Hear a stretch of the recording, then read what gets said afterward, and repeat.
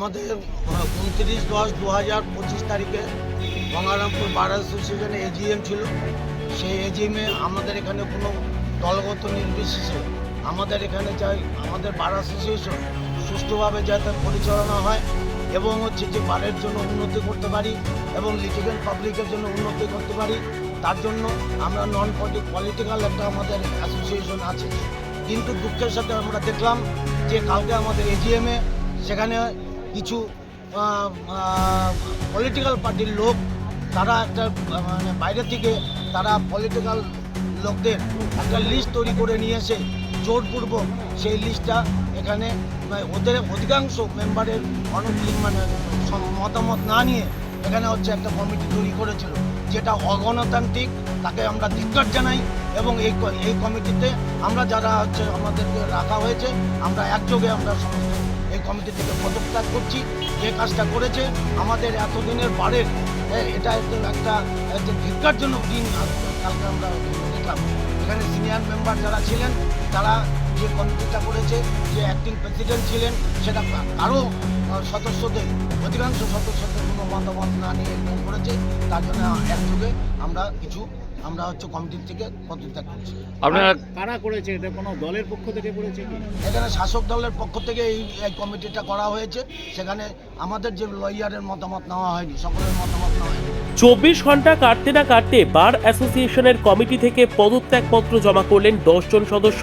ঘটনায় ক্ষোভ প্রকাশ করলেন। বুধবার গঙ্গারামপুর মহকুমা বার অ্যাসোসিয়েশনের সভা হয়। অভিযোগ, বার অ্যাসোসিয়েশনের সভায় তৃণমূল লিগাল সেল লেখা প্যাডে বুনিয়াদপুর কোর্টের বার অ্যাসোসিয়েশনের বার্ষিক নবনির্বাচিত কমিটির মেম্বারের নাম লিখে তাদের নাম লিখে পদের উল্লেখ করা হয়েছে। আর এই ঘটনায় তীব্র চাঞ্চল্য ছড়িয়েছে। প্রতিবাদে নতুন কমিটির 10 জন নির্বাচিত সদস্য পদত্যাগ করলেন। বৃহস্পতিবার এদের মধ্যে নতুন কমিটির সহসভাপতি প্রদীপ কুমার সরকার, আরও বেশ কিছু গুরুত্বপূর্ণ সদস্য রয়েছেন। প্রতিবাদী সদস্যদের দাবি, সম্পূর্ণ অগণতান্ত্রিক পদ্ধতিতেই কমিটি তৈরি হয়েছে। গতকাল কোনো আলোচনা না করেই আগে থেকে তৈরি করে নিয়ে আসে কমিটির তালিকা ঘোষণা করা হয়। সেই লিস্ট পাঠ করে ঘোষণা করে দেন 43 জন কমিটি মেম্বার। এর মধ্যে দেখা যায় 33 জন কমিটি মেম্বার তৃণমূল লিগাল সেলের সদস্য এবং বাকি সদস্য বিজেপি এবং সিপিএমের। তাদের সংগঠনের নাম লিখেই কমিটি মেম্বারদের নাম লেখা হয়েছে। আর এরই প্রতিবাদ জানিয়ে বৃহস্পতিবার 10 জন সদস্য পদত্যাগ করেছেন এবং তারা দাবি করেছেন এ বিষয়ে পদত্যাগ করার সদস্যরা কি জানিয়েছেন শুনবো এবং সেই সঙ্গে নতুন সেক্রেটারি শ্যামল পাল জানান সেসব শুনে নেব তাদের মুখ থেকে। কি হয়েছে? কালকে বুনিয়াদপুর বার অ্যাসোসিয়েশনের এজিএম ছিল। সেখানে আমাদের কমিটি তৈরি হওয়ার কথা ছিল।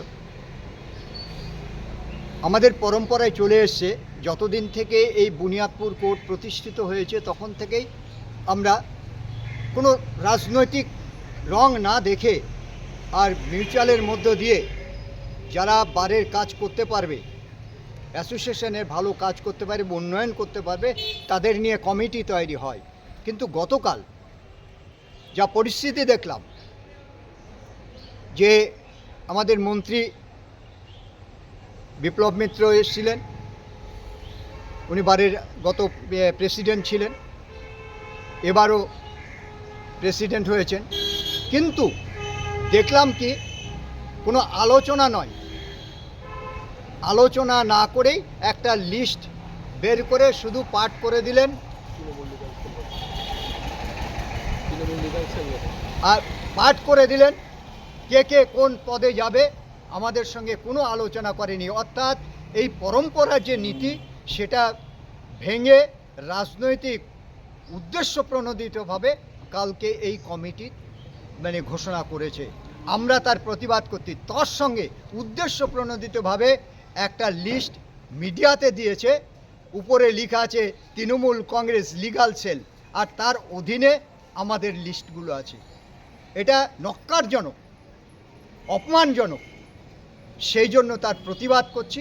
প্রতিবাদে আমাদের যারা পদে ছিল, আমি ভাইস প্রেসিডেন্টের পদ হয়েছিল, সেটা সেখান থেকে পদত্যাগ করছি। আপনাদের বারের কমিটি হলো, কিন্তু আজকে দেখা যাচ্ছে যে প্রায় 10 জনের মতো আপনার বিজেপি সিপিএম থেকে তারা পদত্যাগ করলো, কি বলবেন?